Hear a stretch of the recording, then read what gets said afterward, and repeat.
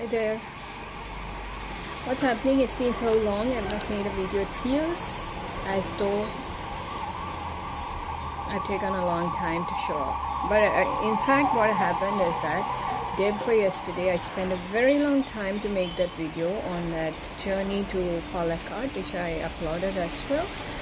And later to that, I was just lying in the bed and I just got up. And like every day, I had put the fan and my hair was just blowing off, and I thought, let me just have it recorded. I felt it's nice, and so I made another video on that, which I uploaded yesterday. So that leaves me with a days off, and one day it feels like it's been so long. It's not been so long. I just showed up day before yesterday. So correct me if I'm wrong. Women usually say this all the time, most of the time. Correct me if I'm wrong. And how many of you dare correct them? How many of you, when you are a woman, the lady of your life, she tells you, correct me if I'm wrong, do you dare correct her? That's a question. Do you need to? I think you should. It's always nice to correct people. Sometimes we cannot correct ourselves, by ourselves. In the sense, we want to correct us, but we cannot do it by ourselves, so we take the help of other people. And that's the reason I keep saying this, correct me if I'm wrong, because I like somebody to just suggest me, if they were in my position, what would they have done? That's the way I like it. Just imagine you being in my place, and what would you have done?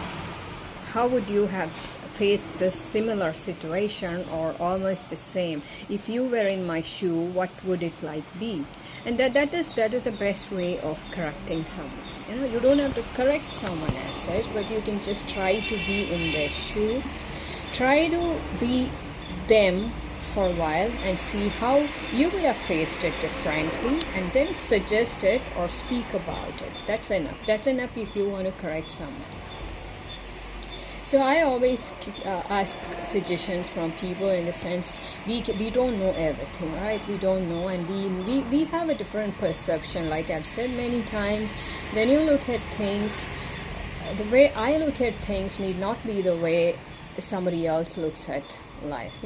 For example, me and my brother, we are two people. Today's siblings day, for that matter. I don't know whether it's today or yesterday. Thing is that there are so many days these days. Like when it comes to siblings, I only follow Rakhi, and I send him wishes on that. I have an elder brother, so we are two siblings, and the way I look at things need not be the way your brother, my brother, or your sister, anybody else looks at things. Just because we are siblings, we are born and raised in one family, we come from the same gene, it doesn't mean that you look at things the same way. It could be totally different. The same thing, the same context, the same instance, you could be just dealing with it, but if you ask for their perception, you would be surprised to know that the way you look at it need not be the way your brother or sister is looking at it. So that's just an example. So what happens is that each individual looks at the world differently, totally different, and that's what I like about it. And that is the reason it's always good to take suggestions from other people. It's always good to correct someone if they ask for it.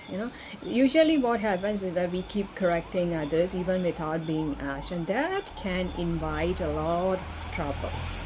So if you don't want those kind of troubles, it's better to wait until the other person is seeking your help and asking you for the corrections. If you can correct me if I'm wrong. So I was just telling you that today's siblings day, and this is one thing that you can learn about people. What life teaches us as siblings is that we can all have different perceptions in life. That is something we always take for granted, which we shouldn't. In the sense, we could be two different people living and being brought up and raised in the same circumstances. We have had almost the same experiences, to a great extent, but at the same time we have different perceptions. We look at things differently, and that's quite interesting, right? So that's something I was thinking on Siblings Day. So to all the siblings there, including me and my brother, I wish everybody Siblings Day, whatever day it is. Sometimes we don't have to wish each other, but we know the fact is fact, right? We have so many memories which we keep to ourselves, and so many things that we would like to share with them, and we don't probably. There's so many instances like that. So let's come back to the theme of today, the theme being correct me if I am wrong. So how many times it has occurred to you that you expected someone to correct you? In the sense, we all want suggestions from other people. Sometimes we are confused and we are not sure, is this the right choice, or is this the right decision that I can make in this context? We are not sure of it, right? So in those times we expect someone to just help us, and many times we don't know how to ask for it, or we may not have somebody to help us. So whenever I am confused with anything, I keep asking people, or I write to them and I tell them, correct me if I'm wrong, because I genuinely like your suggestions. I genuinely like to know what is your perception in this matter, in the sense, if you were in my place, how would you have handled the situation? That's all I'm asking for. It's so easy. You don't have to give me advices. You just try to put yourself in this place where I am, and how would you have handled it? That's as simple as that. Can you do that? It's going to be a good help for me. Okay, so that's a theme for today. So that's and that is also the most powerful aspect of in life, of having different perceptions. We have to value each other's perception, and not assume that the way I look at things is the way that everybody else would look at things. It doesn't work out like that. So it's a pleasant Tuesday morning. Monday is over. One day of the week is over, and I'm still sweating because it's the same weather here. You don't have any relief from this weather. I don't know. It's not going to be soon. There's no relief at all. You have to wait for another 2 months. There's no other way. Since I am leaving from here to Bangalore in a few days, in a matter of 2 weeks, that is, I think it's going to be a great relief for me when I land there. It's going to be totally different, and because as I told you, it's not the same weather. It is not the same weather there at all. It's different. So that's there. Otherwise, everything seems to be a task here because of this humidity, extreme humidity, and along with the amount of sweat that you drain every day, even though you take some water to compensate with that, still I'm telling you, to a great extent, your energy level also go down. As I say, the other day I was just reading about the aspects that influence communication. So one of the aspects they said is the distractions there is, and the other aspect is the weather conditions. It directly has an influence on how you communicate, because if you are living in a place where it is extreme cold or extreme hot, definitely it's going to affect the way you communicate, because you are drained most of the time because due to this weather, and it can influence your communication skills. So obviously the reason is that you are getting drained. There's nothing, it's simple as that.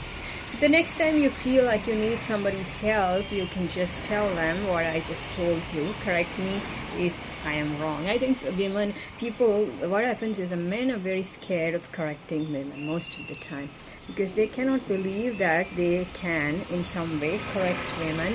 And the thing is that women mostly don't ask for help when it comes to correcting them. When they are wrong, they like to hold on to it. They don't like the fact that they could be wrong in some way. They don't accept it very soon. So because of that, I guess people usually hesitate when it comes to correcting women, right? How can you be wrong? You are a woman. And how can you ask for help? How dare you correct me even when I'm wrong? Because I have to first accept that I'm wrong. I have not accepted it. See, you don't have to accept that you're wrong. The first thing is that you don't have to accept that you're wrong. The thing is, when you want help from someone, it is just that try to explain, try to take some help from people, try ask them to be in your place. You know what it feels like being in your place. That's all what you need to do. Oh, it's so hot. It's so damn hot in this place. This place here, there's no fan. I think you really need a fan. Even in every room for summer you need fan. Don't you think so? Only then you can survive this heat, hot weather. That's it. Wondering that these days whenever I show up, I come with my hair tied up, or I make a put up. I put my hair here up, and it's all, I told you 1,000 times, it's because of the summer. You remove your hair and it's that hot. It's so damn hot. There's nothing you can do about it. So that's the reason Kerala people have very weird kind of hairstyles, and they also, I've told us before also, that they wash their hair every day, very too often, and one of the reasons is that they have extreme weather conditions like too much of humidity. So to cope with it, there's no other escape. You have to wash your hair very often, and you also need to come up with some weird kind of hairstyles, like tying it here. You know, this put up hairstyle usually you will see mostly has its origin in South India. Yeah, if you see the history of Kerala state, you would see that women used to wear different kind of sari, or whatever you call it, two-piece wear, and they always had their hair tied up here, and probably even have a garland. That's it, but they always tied it here. So this originated because by the influence of this weather condition, I guess so. If you have a different view, please correct me if I am wrong. I'll be back tomorrow with a Hindi vlog. It's been so long we have not made a video in Hindi, mother tongue. Sorry, Rashtra Bhasha, not mother tongue. See you tomorrow.